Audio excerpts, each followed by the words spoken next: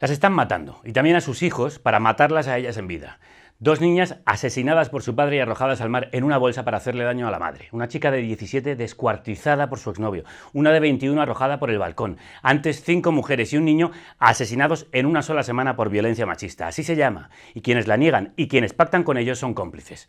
No se pueden equiparar todas las violencias como hace Vox. De las víctimas mortales dentro de la pareja en España, casi el 90% son mujeres asesinadas por hombres, según la justicia española.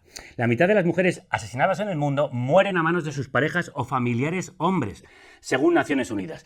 No es opinable, es contable. Ellas corren muchos más riesgos en la relación entre sexos. A ellas las violan, prostituyen, explotan, maltratan, cosifican, subordinan y matan mucho más. Quienes se oponen a dar más protección a quienes están más desprotegidas son cómplices, y lo son quienes ovacionan a Plácido Domingo, agresor confeso de 20 mujeres avaladas por una investigación interna. Negar la violencia machista es violencia machista. Ahora carne cruda diario, solo si tú nos ayudas.